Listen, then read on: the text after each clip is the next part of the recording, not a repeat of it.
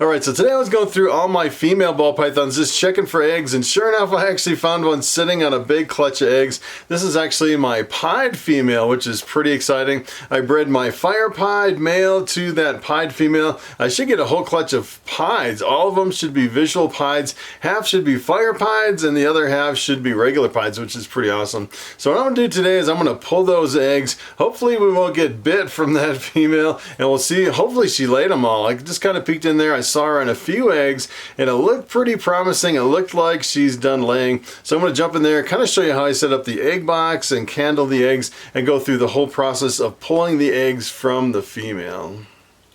Alright, so this girl lives up here in the top of this rack right here. This is where I keep all my breeder female ball pythons, and she's way up here. I have to use the ladder to get up here on the top tub. It's the second to the top. As a matter of fact, if you look at the feeding card in this one, she stopped eating in mid-February and hasn't eaten for almost 6 months. It's kind of crazy. As a matter of fact, that very last week I was feeding her 3 rodents per week. I was really trying to beef up the rodents before she went on her really long breeding fast. And look at how big she is. She's a really big female, and you can't really see the eggs from this angle. I was peeking in here earlier and it definitely looked like she had some eggs under there. I think she's pretty much done laying, but look at how big she is.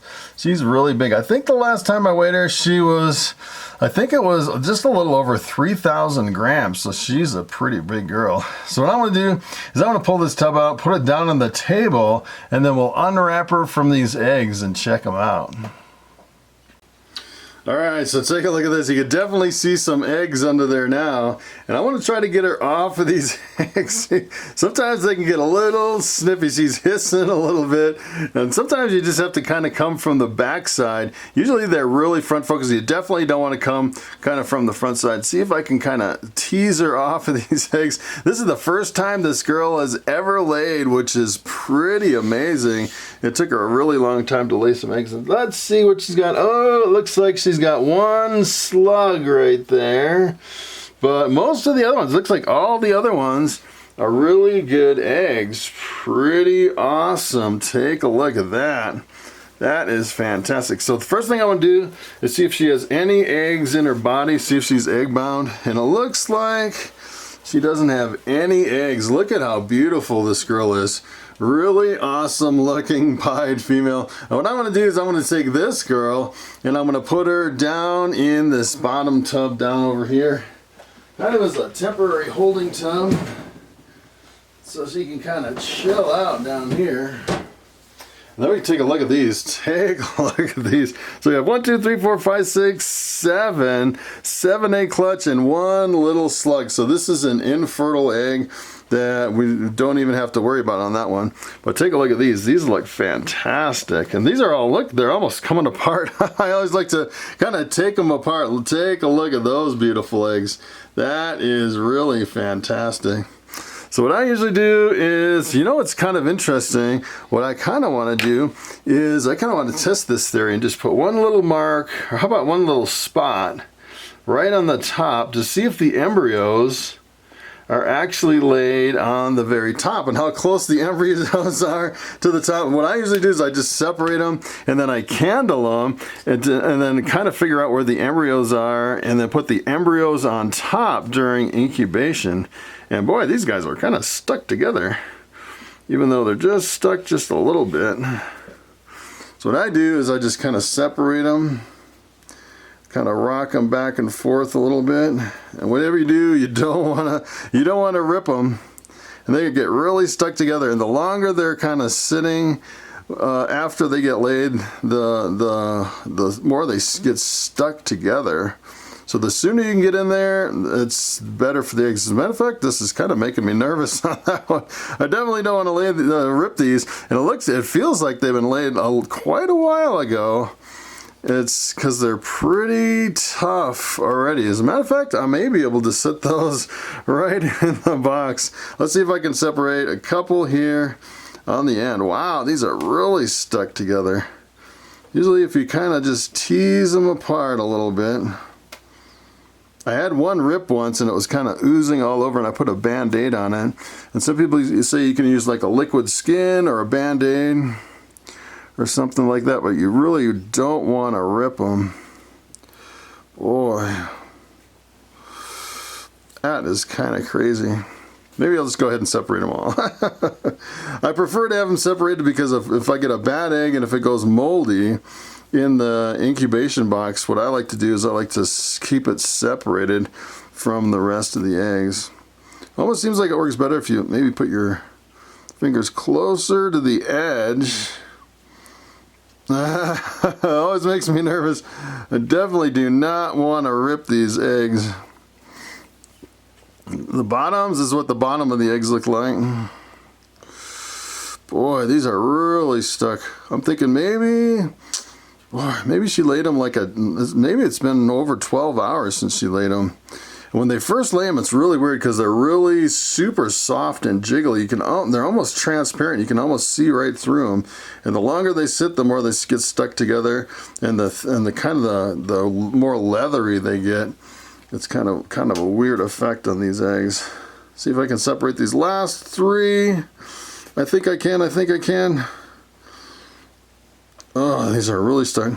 Someone actually mentioned a couple times you could put some dental floss in there and kind of tease it apart with the dental floss. I haven't actually tried that, but it sounds like a pretty good idea. I don't know if a lot of people have actually tried that. I haven't seen anyone do that. This looks like a really thin spot right here in the egg, which is kind of crazy.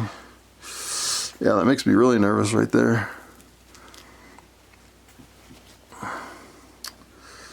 And I always wonder if you let them sit for a little bit before you put them in the incubator, if they keep a little better. Because I have some eggs in the incubator now that seemed like they kind of set up a little bit more before I put them in there. And I think maybe they're more resistant to mold if they sit a little bit and kind of get more leathery before you go in and separate them and set them up in the incubator. So what I want to do now is I want to candle them. And I'm going to turn out some lights. I got this really cool flashlight. As a matter of fact, I'll leave a link to this flashlight. It's the absolute best everyday carry pocket flashlight that I've ever had. It's like a Wu-Bin or something. I got it on Amazon. It's really super awesome. I can't believe, the thing I like about it is it gets super bright and it doesn't get like super hot like some of your other flashlights, and it's rechargeable. I plug it into my a USB and I recharge it, which is really awesome. So what I want to do is see where these embryos are. Wow, oh no, don't tell me on this one. This one looks like it's not fertile. I've only ever seen a non-fertile egg once before. Wow, what?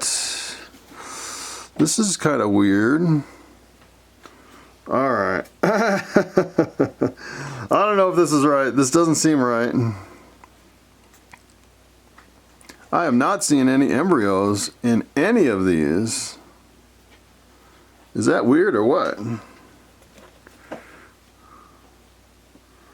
What? That's the weirdest thing I've ever seen.